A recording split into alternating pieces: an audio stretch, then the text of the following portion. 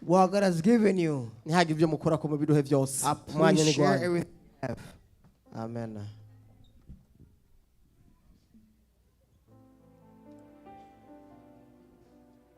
Hallelujah. Hallelujah. Hallelujah. Hallelujah. Ndabasuhuje mwese I mu greet izina all rya of you Yesu. in the name of Jesus Imana Christ. y'amahoro May itwishimire. the God of peace be praised. Nongeye kunezerwa Imana mu gitondo cy'uyu munsi. I'm very happy for God on this beautiful morning.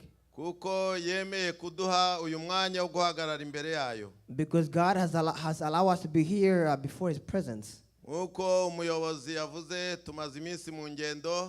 Like the leader said earlier, we've been traveling the past few weeks. Kandi Imana yihesheje icyubahiro. And God has showed His honor. Iraturinda. And He was our protector. Iraduhezagira. And He blessed us. Hallelujah. Hallelujah. Amen. Babonye ibintu byinshi byiza. I will see many good things. Ubugingo bwacu bwongeye guhemburwa. Our life was transformed once again. Gusubizwamo imbaraga. Our life will receive, will regenerate. Ijambo tugiye kuganiraho ni ijambo rivuga ngo The theme of today is umugisha uraharanirwa. that a blessing is competed for.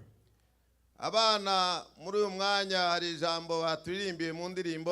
The kids earlier when they were singing this, they sang a song. Ijambo ryavuze ngo Jesus is around the corner. And they sang that Yesu Kristo ari hafi. Avuga ngo be ready. Ati ngo witegure. Hallelujah. Amen. Ejo naho aho twari turi. And yesterday we were gathered in the conference. Mwigisha wa mbere yigishije ijambo. The first preacher spoke about ivuga ngo Yesu anakuja upesi. The Jesus Christ is coming and is coming quickly. Rumva tuba tugenda nyine twiga indimi nyine aho tugenda Basically, wherever we go, we learn new languages. We pick and choose some new words to learn a new language. Mwigisha wa kabiri. And then the second preacher of the day. yigishije mu Giswahili. And he preaches Swahili as well. Mwarimu yatubwira mu kanya yahoze muhema munyuramo ararivuga. And the evangelist can say because the Spirit went through him and he said it. Hallelujah. Amen.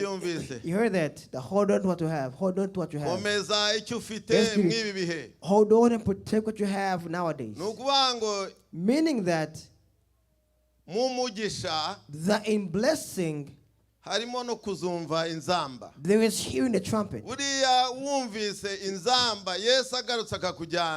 When you hear the trumpet and Christ comes and takes you with him, that is the greatest blessing ever. Hallelujah. Amen.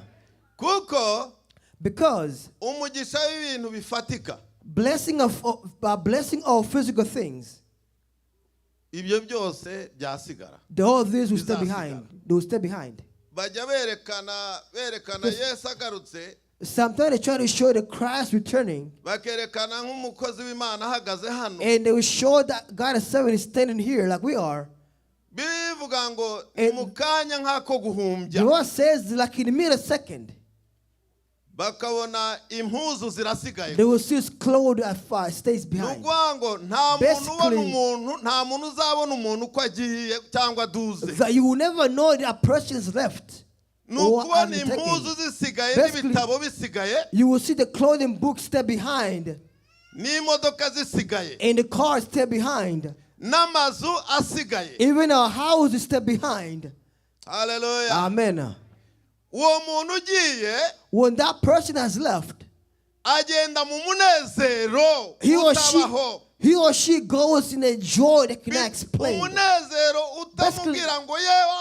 It's a joy you cannot see away. And you can't say, I forgot something. So, she wrote his husband, wrote his wife, and wrote himself, and his family. They were taken physically.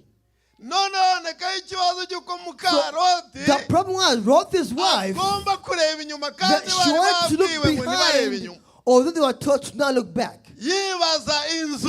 She was thinking about her house. And many other things she left.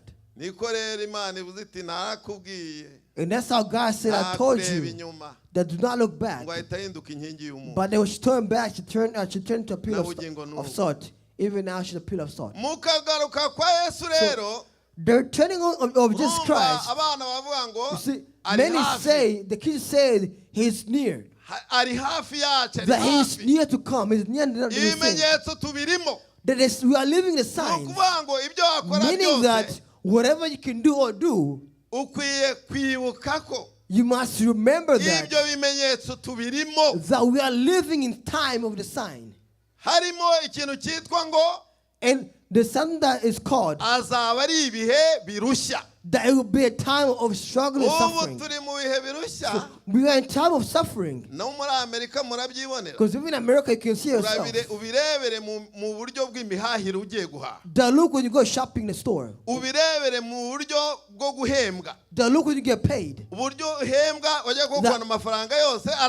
when you get paid your money fades away.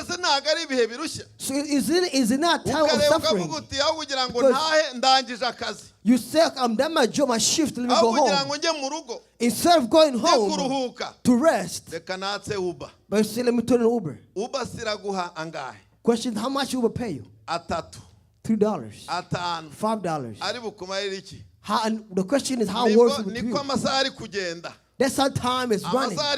Time is running. And you ask, how would I sleep so I can wake up in the morning and go to work again?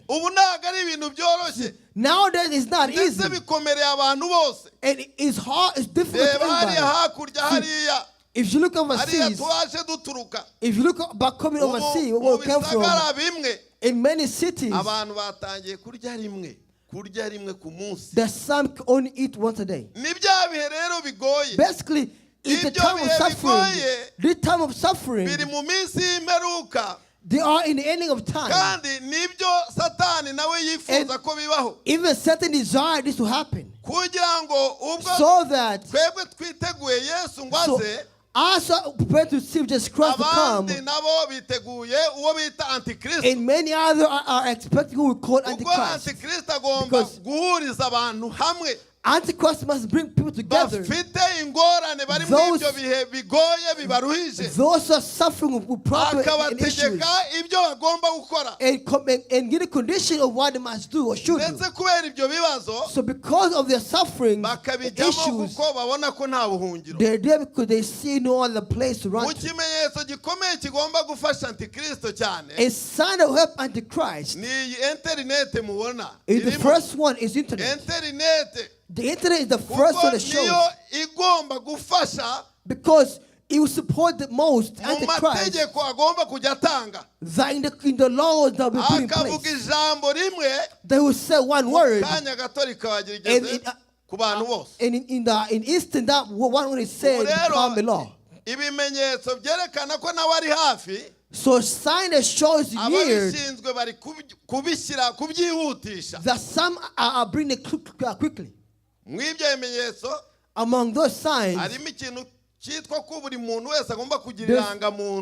there's what we call having an ID. Having an ID. Or having an identification. That you must always carry your identification. Now you have seen it. It's taught especially in the poor countries. If you follow, if you look back in our homelands, Uganda, Kenya, Rwanda, those are the locations there. You see, when they brought the COVID vaccine, a friend from Dallas told me, he said, you know, I'm going to go back home. He said, now I'm going to go back home back in Africa. But then Africa was even worse for vaccines.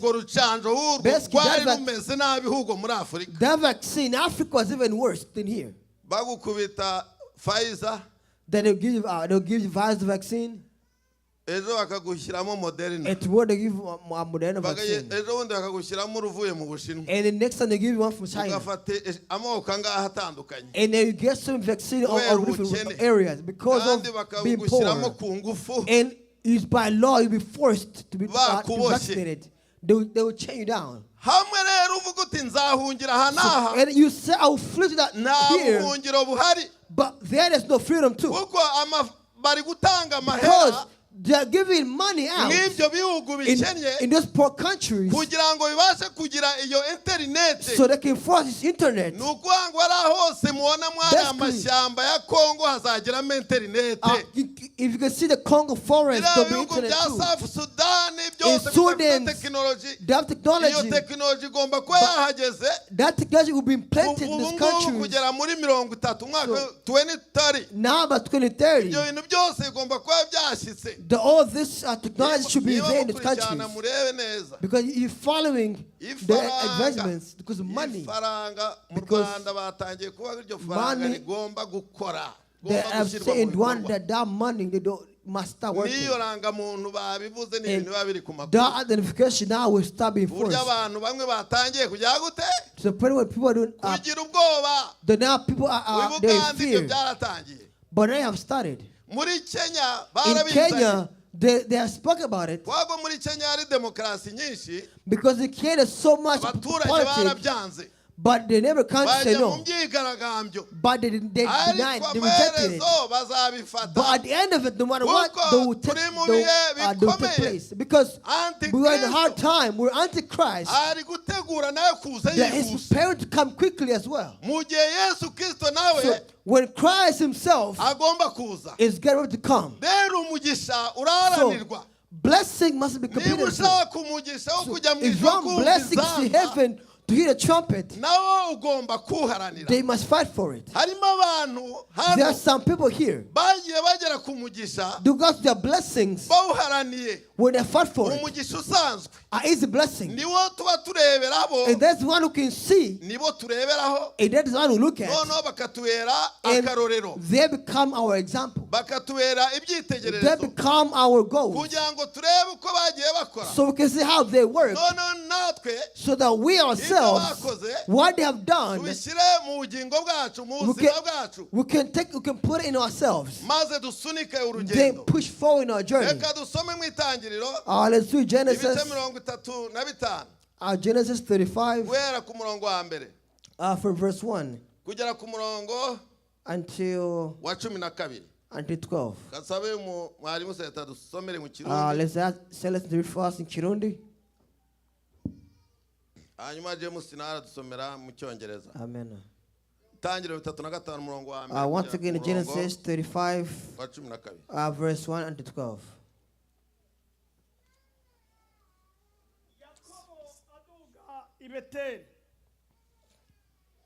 Imana ibarira Yakobo ati vasi uduge ibeteri ugerereyo unyubakire igicaniro jewe Imana nakubonekeye igihe wahunga Esau mwene nyoko.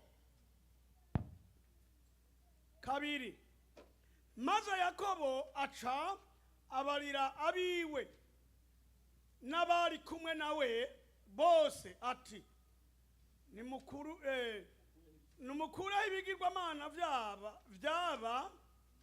by'abanyamahanga biri muri mwebwe, mwihumanure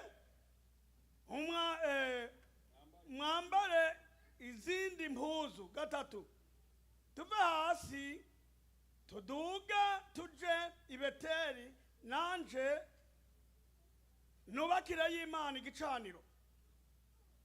Imwe yanyumvira ku munsi w'ivyago vyanje, kandi yagendanye nanje mu nzira nagenzemwo zose. Kane, baha Yakobo ibigirwamana by'abanyamahanga vyose bari bafise, n'impeta zari ku mazuru ku matwi yabo. Yakobo abizika munsi y'igiti citwa umwerayoni cari hafi y'Ishekemu. Gatanu, nuko baragenda, Imana itera ubwoba ibisagara bibangikanije bibakikije ntibakwirikira bene Yakobo. 6 nuko Yakobo ashika iruzi ariho Beteli ho mu gihugu cy'Ikanani, bona abantu bose bari kumwe. 7 ahubaka igicaniro yita aho hantu Eli Beteli, kuko ariho Imana yamwiyerekeye igihe yahunga mukuru we. 8 kandi Debora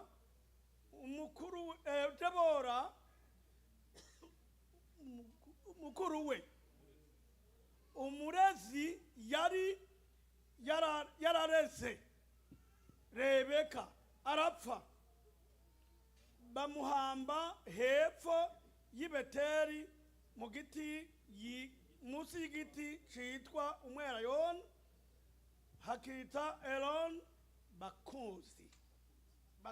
Amen.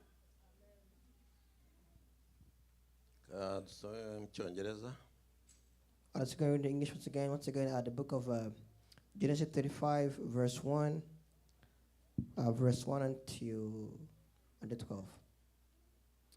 I will share it. And then God said to Jacob, Go up to Bethel and settle there, and build an altar there to God, who appeared to you when you were fleeing from your brother Esau. So Jacob said to his household, and all who were with him, get rid of the foreign gods you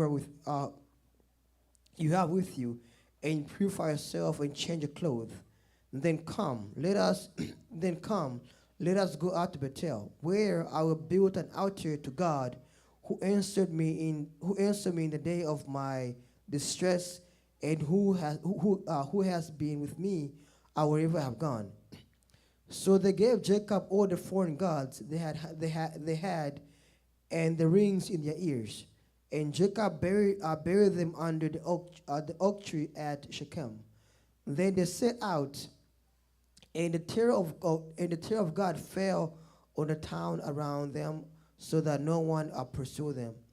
Jacob and all the people with him came to Luz, that is Bethel, in the land of Canaan. There he built an altar, and he called the place El Bethel, because it was there that God revealed himself to him when he was fleeing from his brother. Now Deborah, Rebekah's nurse, died and was buried under the oak tree outside Bethel. So it was named Aloi Bakuth. After Jacob returned from Paddan Aram, God appeared to him again and blessed him. God said to him, your name is Jacob, but you will no longer be called Jacob. Your name will be Israel. Amen. So he named him Israel. And God said to him, I am God Almighty. Be fruitful and increase in numbers. A nation and a community of nations will come from you, and kings will be among your descendants. The land I gave to Abraham and Isaac I also give to you, and I will give you this land to your descendants after you. Glory to God. Amen. Hallelujah. Amen. It's a long message. We have seen that. We have seen the story of Jacob. So here Jacob, I hear Jacob already met his brother Esau. Remember, him and Esau had an issue between one another. So they had an issue between siblings. Basically, they had an issue causing them to separate. And it was a must that Jacob fled from Esau. So here Jacob had returned. When he returned, he was in another location. So then, here where he was, Imana iramonekera. God came to see him. Imana amubwiye ati Yakobo, And God said, Jacob, duga, they go up. zamuka. The cup go up. Hallelujah. Amen. Kuduga nukuzamuka. So to go up or to rise up. Abatazi Kirundi nyembi. I've been a Kirundi, I'm teaching it. Hallelujah. Amen. Iramubwiye iti And he duga. said, go up. Uje. And go up. Uje Bete. And go to Bethel. None imubwira ko. And he told him that the ones around Bethel, that he must build an altar. May God, amen. So in Bethel, here in Bethel, his grandfather, Abraham has lived there. Abraham lived there and he left it. He went in Missouri. So then, and then he came back. I'll bring it back as slaves. Called Haggai. And then from him, Ishmael was born. Meaning that in Bethel, he had a good time. Even Abraham had built an altar in Bethel. Meaning that to build an altar, it was a means of praying. It was a means of getting close to God. So Abraham here in Bethel, he had a good time with God. He spoke with God and God sent him. Amen. May God be praised. So God looked at Jacob. And he told Jacob, so you know what, let me send him to Bethel. Then let me send him in the good place. Amen. Where I spoke to his grandfather Abraham. Because I want to speak to him as well. Here in Bethel, in other ways, Jacob knew it. He knew about it. Because during the time Jacob, when he was fleeing, they slept Bethel. When he was tired, suffering, that he was resting. What did he rest? Hallelujah. Amen. Hallelujah. What did he rest on? They was resting on a rock. They was not in a hotel. That today, that when you're traveling, you book a motel. That you no longer rest in the rock. But it's not everybody, no. It's not everybody. There's some who still rest in the rock. May God see them. May God bless them. So here God came to see him. And God taught him good powerful things. God taught him he's with him in his journey. And that's why I taught him that go back where you came from. That where I spoke to you. That there where I spoke to you. That go back there. Hallelujah. Hallelujah, man. Is there a place God spoke to you? Hallelujah. Hallelujah.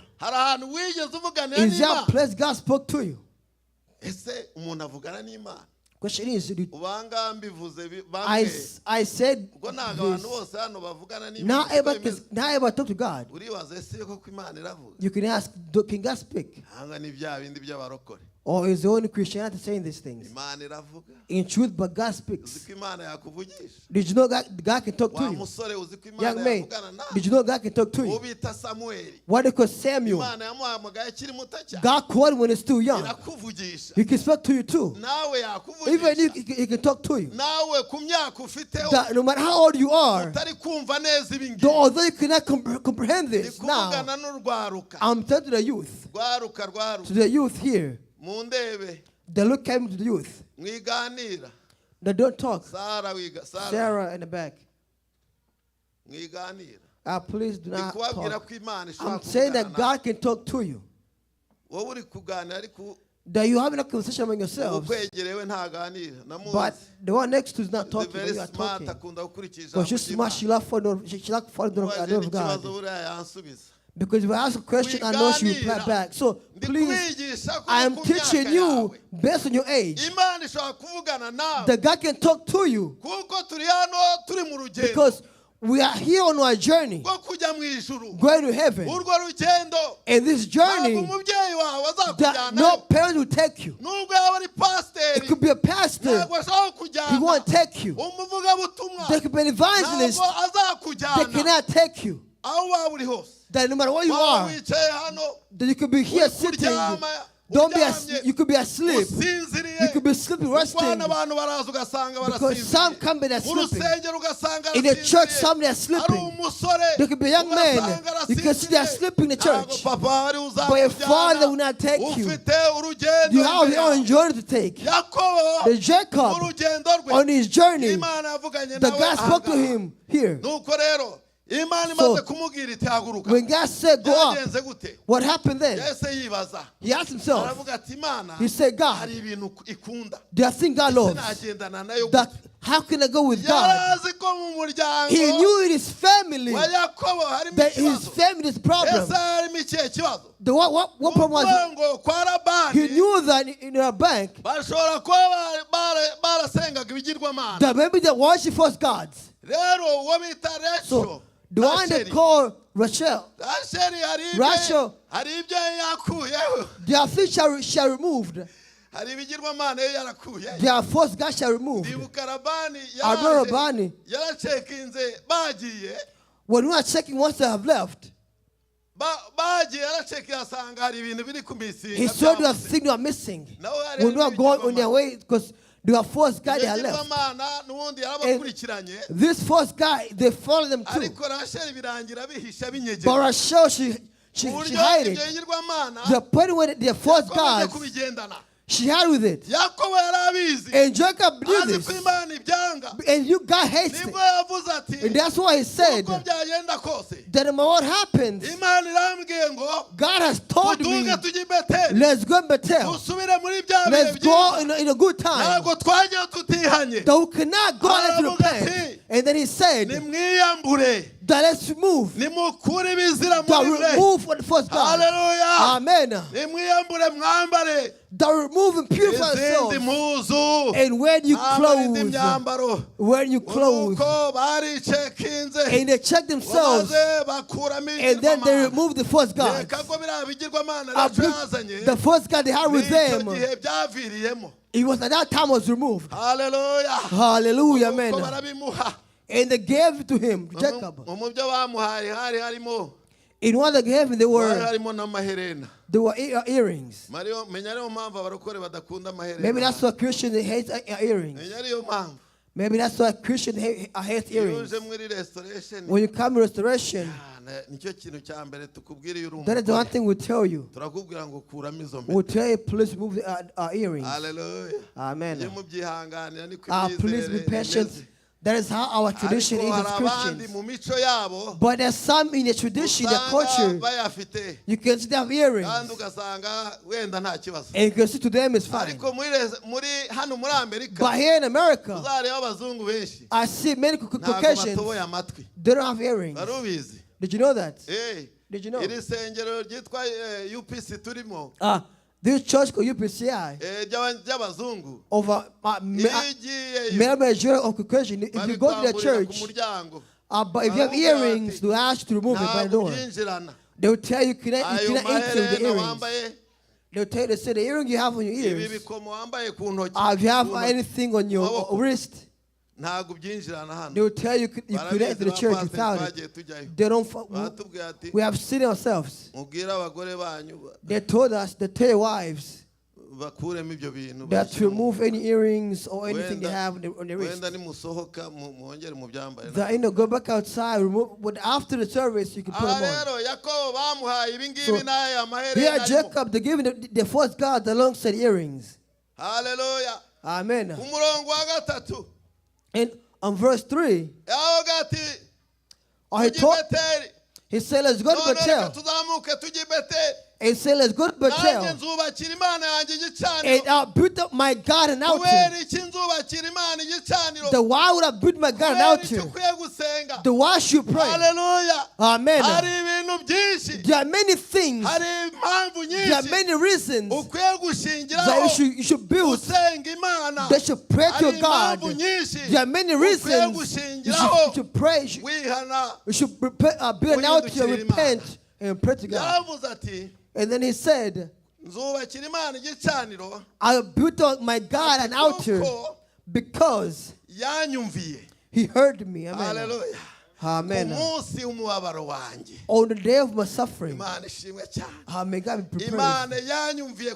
That God heard me in time of my suffering, my distress. And then he walked with me in my path. I walked. Amen. Hallelujah. Hallelujah. The worst suffering Jacob encountered.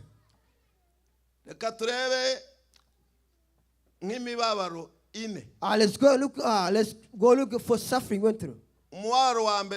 His first suffering was fleeing. To flee. That fleeing, do you understand as the suffering? Because when you are fleeing, you leave behind your home and you go to live in a tent. You go to live in a tent. Oh, man. Amen. May God bless us. May God bless those living in a tent. May God bless those who are fleeing their homeland. Are you a refugee now? If you're not a refugee anymore, apply to God.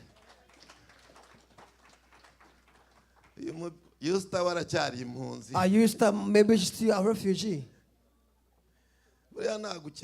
See, in truth, you are no longer a refugee. That I want that to build an altar because God heard me in their my suffering. The first thing Jacob, that God helped through in his day of his fleeing. And secondly, once around Rabbani's, Rabban brought him many issues. And even him brought him many issues. There are 10 times. God overcome. Earlier, they sang earlier. And they said, there are those walking in laziness. There are those working laziness. There are those walking in hypocrites. So you have hypocrisy in you. So Laban brought him hypocrisy 10 times. That instead of paying him based on how he worked, but he loved Rachel. And he did what? He did what? Leah. They brought my wife Rhea. And all this is because of the hypocrisy. And all this, that God came and heard him. And God will help him overcome this. So the plan Laban had, it would not come to be. In another, the third suffering, the Rabbani tried to pursue him. And he had a plan to rob him of all he had. And maybe he could took his wife and kids. What did God do? The God came to him in his visions. And God made him afraid. Hallelujah. Amen. That may God bring fear to Rabban and others. There's a Rabban who pursue you in your life. You must sit them as rob you. A thief is following you. Some told me once they had a dream. ibishyimbo that they were dreaming they were planting beans, cyangwa se ibiharage, or they had a farm of beans. noneho yabyanitse neza, And once they put it outside in the sun, igihe cyo kubirya the time of eating the beans, barabyiba. all the beans got robbed, Mbese nawe were mu stolen. nzozi So in your dreams, wari warota uri kurwana n'umuntu ashaka kugutwara ingodo? have you seen have you found a man trying to Ninde take wallet? warose izo nzozi? Who had a dream like that? A Ninde dream. ujya urota Who had inzozi a dream uri where kurwana n'umuntu you are fighting against a n'umusuma person ari and kukwiba? you're fighting a thief trying to rob you of your wallet, Ninde your purse. ujya arota ari gukina Who had a umupira dream playing soccer, wajya gutera mu and izamu when you want to kick in a goal, ugatera ku ruhande? but you kick it to the side and you miss. Dieudonne niwe ujya ukina You umupira, didn't play soccer. n'abandi mukina umupira muri Have you played soccer? ibaza ugeze imbere y'izamu I think about it. You have a second ball. Bobby said a goal. aho ugira ngo uteremo utere, Instead of kicking it straight, ujya urota izo nzozi but you nawe. decide. I've had those kind of dreams. Ariko ujya But urota uri gutera muri gutsinda. You had Hallelujah. a dream you are kicking the goal Imana and ishimwe making cyane. it. Amen. Glory to Ibyo God. byose bifite icyo bisobanura. All this has meanings. Reka Imana igukangarire Let God shock you. ibyo bintu mu izina rya That in the Yesu. name of Jesus Christ. Reka Imana ishyire abarinzi Let God bring ku bintu guards byawe. in your possessions. Niba ibyo bintu ubibona If you can see this, ukabibona mu nzozi if you see in kenshi, your dreams many times, ndakugira inama I advise yo you kugira ngo uduge that go up, uzamuke i that go up Beteli. Bethel. Haleluya. Hallelujah. niba Imana So izagutabarira, God can save you. aho ngaho Imana yakangaye Labani, Because God shocked Rabbani. ntacyo yigeze atwara And he Yakobo took nothing n'umuryango from we. Jacob and his family. ahandi hantu ha kane, And fourth, Esawu Esau, yari ari mu nzira Yakobo agomba kunyuramo. he was the power. Jacob was the Yari path ari mu by. gihugu bita Edomu. He was in the city in a Yari country called yaravuye Edom. iwabo yarigiriye He left muri his homeland and went to Edom. ariyo Yorodaniya. And there was the Jordania. Yorodaniya y'uyu munsi, Jordania of nowadays. Yorodaniya Or Jordan of ni nowadays. igihugu cya Esawu. I was a country Esau lived in. Best those in Bose Jordania, bakomoka they all come from kuri Esawu. the other side of Esau. Mu gihe So in time, bene Yakobo Jacob and his ari family, Abisiraheli. they were the Israelites. Amen. Ni ukuvuga ngo Yorodani iri mu majyepfo ya So Isiraheli. Jordania are descendants of Hallelujah. Esau. Amen. Imana ishimwe May God be cyane. praised. Amen. Iki gihe rero So now at that time, Yakobo Jacob, ari kugenda when he was going, amenya yuko agiye guhura he n'umwanzi knew he we. was getting counter his enemy. Umwanzi we witwa Esawu. The enemy called Esau. Bagiranye ibibazo. They had a problem together, Nuko ahagarika umutima. and he was shocked. Agira ubwoba bwinshi He had cyane. fear in himself. Nibwo yagiye gusenga Imana. Then he prayed to God, Imana iramutabara. and God rescued him. Hallelujah. Hallelujah. Esawu Amen. yateguye abantu 400 He said, "Some pay for bo 100 kugira men ngo amugire to nabi. come and harm him." Ariko Imana yumvise gusenga. But God heard his Niyo prayers. mpamvu Yakobo And that's why Jacob, avuga ati, as they said, kuko Imana yanyumviye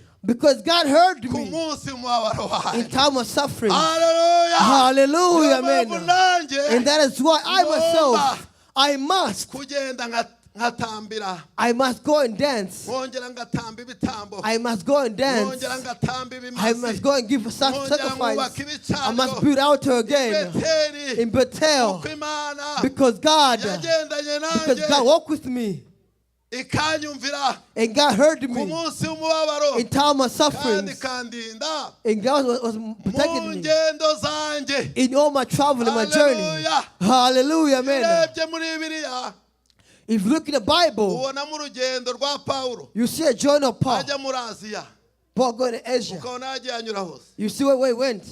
Ni nako And that is why Bibiliya yerekana the urugendo Bible rwa Yakobo. showed the journey of Jacob. Ntabwo rwari urugendo rworoshye. It was not an easy Iyo one. bavuga i Harani When you said Harani bakavuga na Kanani, and you said Canaan, ugira ngo ni ahantu hafi. don't say, it's not Kuvuga ngo close. No. kwa Labani See, Rabbani, hari kure it was far y'i Kanani, from Canaan. hari kure yo muri It Isiraheli. was far from the Hari Israelites. urugendo It was a long trip. rw'ibirometero 700 cyangwa 800. That's about 800 miles away. Ni ukuvuga ngo But in other words, muri Houston it's from Houston ujya muri Georgia. go to Georgia. Ni nko kuva muri Houston It's from Houston ujya aho bita El Paso go to El Paso cyangwa se za Amarillo. or to Hari Amarillo. urugendo It rw'ukwezi. was a long journey for about a Ntabwo month byari ibintu walking. byoroshye. It was not easy. And here he said, because God walked with me in my travel, in my journey. There are reasons. The reason why you pray to God. There are reasons that makes you can continue and change. There are reasons. There are blessings. Amen. The God gave you. And then other blessings that's before you. A blessing. They must fight for a blessing. There are things you could do so that God can strengthen you and bless you and give you more blessings. Amen. So here, we can see how it could have happened. Once he arrived, he built an altar. Hallelujah. Amen. May God be praised. Wake up, wake up. I wake up. Tell a friend, wake up. Tell a friend next to wake up. Check with your neighbor. Check with someone who's on your side. Touch him or her and tell him or her the blessing is there. Boy, tell him. Tell him. Tell a friend. Touch you or her. I want to touch your friend who's sleeping. Touch them and tell him that there's no blessing is near. That there's no blessing is faithful. The blessing you don't sit down and be sleeping. When you arrive at Bethel, it built an altar. Hallelujah. Hallelujah, amen. You see, God is pleased. God is pleased. God was pleased when to see the repentance in the family, to dress new clothes. And he said, I'll protect you too. And he said, I'm happy of you. That now I want you to arrive. Hallelujah. That I want you to arrive now. That I want you to arrive in Bethel. I have a surprise for you. I will make it for you. I will tell you and give you. That I want you to arrive in Bethel. Oh, hallelujah. Hallelujah, amen. The ones he arrived, because he removed all the fences. God came to him in the night. God came to him in the night. Oh, hallelujah. Hallelujah, amen. In the first day, he had changed his name. But secondly, you see how God is good. See, God changed your name too. He brought you in a plane. Hallelujah. And you and your family came in a plane. Today, what do you sit? You see where the order was sitting at. What do everything? No, everything is done in the house. Hallelujah, amen. The some of the family have not done it yet. You see, has God did nothing else? God did what? God changed your what? We are talking, God did what? The God changed your name. God changed your name. Hallelujah, amen. And today, the God's going to add it to it. Hallelujah, amen. Because in changing your name, something God didn't tell you. Because he changed. And he didn't say you're not Jacob, but you are Israel. And he will tell you now that you are Israel. Hallelujah, amen. In Israel, what's there? Oh, hallelujah. Hallelujah, amen. God told him that they knew in Israel that I'll multiply you. Hallelujah. Hallelujah, amen. They in Israel that in Seman, amen. Say your name in James. Say your name. Say it with you. Say your name. Say your name. Say in James. In how old you are now, that God do something make you laugh. And make you laugh. They say in James. Hallelujah. Hallelujah. That I'll multiply you. Hallelujah. Hallelujah. They say in James. Say man. They knew. Say your name. They in James. The Caritas. hazakomokamo They'll come from urubyaro the descendants. muri Nema The Nema. They'll hazakomokamo come from urubyaro descendants. nzakugwiza. They'll multiply. Hallelujah. Hallelujah. ntabwo ari ibyo gusa, It's not just that. hazavamo There will be abami. kings. Hallelujah. Hallelujah, man. hazavamo ba meya bazateka Houston. They'll be the mayor of Houston. Hallelujah. Hallelujah. muri Semana They hazavamo enjoy. abameya. They'll be mayors. muri Semana They hazavamo enjoy. They'll be abajenerali generals. bategeka They're to command Air Force Base. the Air Force Base. Amen. Hallelujah. Hallelujah. hazavamo There will be abajenerali generals bategeka command abamarine. the Marines. Oh, hallelujah. Hallelujah. niko yamubwiye. Is that he taught him? yambwiye ati muri He wowe taught him in you. hazavamo There will abami. be kings. muri That in Israel Israel, hazavamo there will be abami. kings uzitwa who be Israheli. called Israel. aravuga ati And then he said, umurongo wa 12, and verse 12 said, kandi igihugu na Aburahamu na Isaka ndakiguha nawe. and he said, the land of Abraham and Isaac I give it to you now. The present. Ati naguhaye ishimwe. ubu nyine the Ati present. right now, murakanye. Hallelujah. ubu Right nyine. now, ubu nyine the right now, igihugu nabwiye that the Aburahamu country, the kera, land that gave to Long Abraham time long ago, ago. Kera, nkakibwira so that I gave to your grandfather, long that time ago. Kera. Today Uno munsi ubu nyene I give it to you. ndaguhaye wewe. Hallelujah. Hallelujah. uyu munsi That today I ndakiguhaye give it to you. nguhaye Israheli. That I give Israel. Hallelujah. Hallelujah, man. nguhaye That I give Israheli. Israel. wowe n'urubyaro That you rwawe. and your descendants. Oh, hallelujah. Hallelujah, man.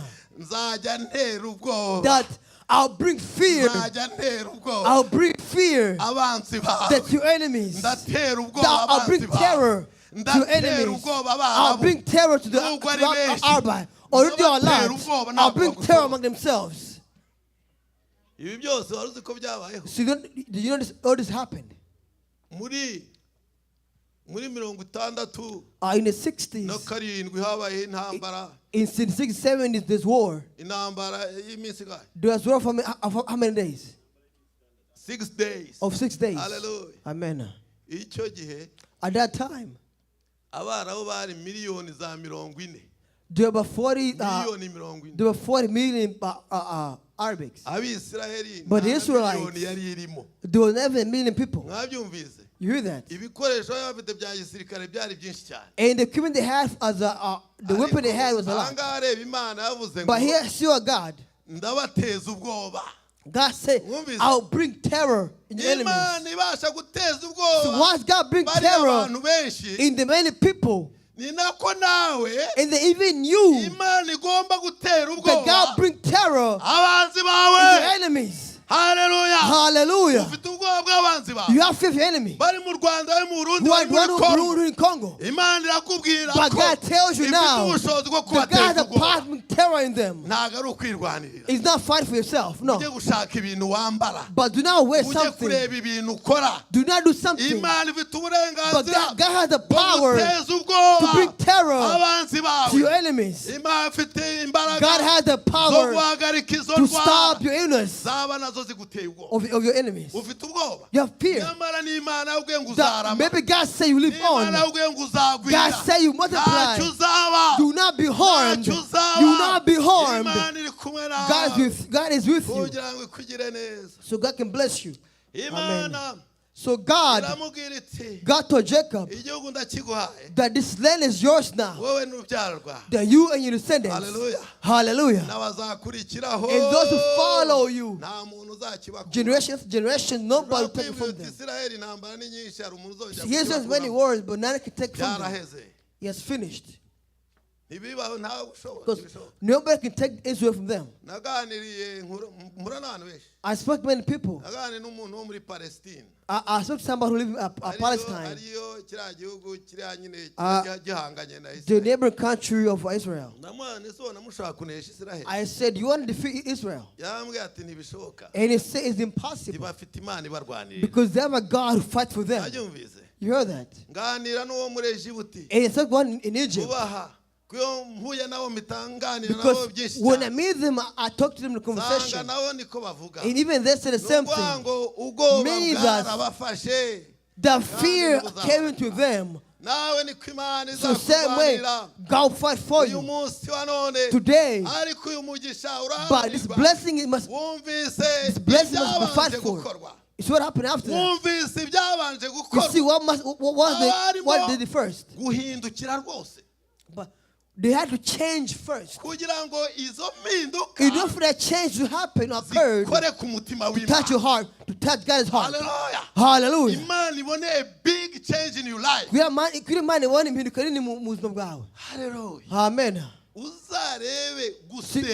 So look, in prayer, prayer is not easy. To say you fast a day and night, one day, 24 hours. 24 hours. You get to the evening, but then you feel you are close to God. The name. Hallelujah. Amen. Wake up and be patient. Be patient, please. You feel you are close to God, and that's how you can sleep. And you see, you get visions. Have told me once, let's pray for 2 days. She's my wife. She said, let's pray for 2 days. Here. Or 7 days. You said tonight. Only in the evening. And you say, I did not give a value. Because I want to sleep for a week without eating. 1 week without eating. Longer when I was still a young man.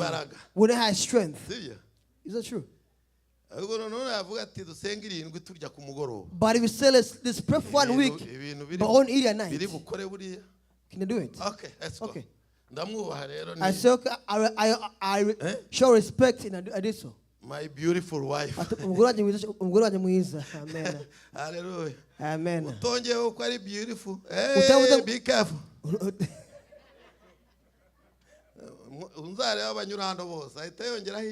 See, all those pastors, they do what?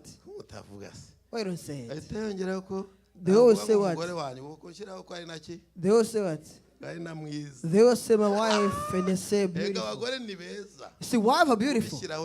So people say beautiful is a must. So that day after our prayers for 1 week, I had a dream. See, do a puff ones. But let's not talk about it. And wait for it. Hallelujah. And you yourself, that you had a dream, had a vision. You can have vision too. But let's wait for it. Let's wait for Bethel. Amen. Let's wait for it in Bethel. Let's wait for it. Let's build altars. Let's wait for it. After yesterday, it taught us. If you promises are delayed, it's not means are denied. Hallelujah. Amen. Hallelujah. Hallelujah. Amen. Your promise, although it's been delayed, God has not denied it yet. But it's taking long only. In Indonesia they said, God is taking, when God is taking too long, when God is delayed it, the God is the God commends you. Basically, you wait for like a car or a bus. So now God gives you a chauffeur. So now look how long God delayed a promise. So now God has brought you a chauffeur for a car. God brought you a chauffeur for a car. Let's pray to God. Let us stand. Amen. Let us stand and pray. We'll finish. The blessing must be faithful. Let us stand. Let us stand up. Let us stand. Let's all stand. Let's all the youth. Let's all stand. Because a few weeks, few days, you go to school. You need to go back to school. Once you have confidence in yourself, that to build an altar. Build an altar at school. Can you hear me? To the youth, go to school a few days. As you can hear me, raise your hand. To the youth, go to school a few days. Can you hear me? God built an altar in your school. God built an altar of prayers, of fasting, of prayer of righteousness, altar of not being beer. Do not be an alcoholic. Do not be boyfriends. But rather, repent instead and dress in new clothes that will make you the what God said to your parents, what God said to your parents happen to your life. Amen. Do you want prayers? Do you want prayer today? Let's close our eyes. And sing this message. Amen. What can God do in your life? What do you want blessing? Do you want your name for God to add in your change? For God to bring it back? For God to reach to see again? For God to talk to you once again? Come forth. Then God will do something in your life. Come forth. Then God will again come in your life. And God will give you strength. God bring Bethel. God will give you strength. And God will bring you back the strength. Hallelujah. Amen. Amen. Hallelujah. Amen.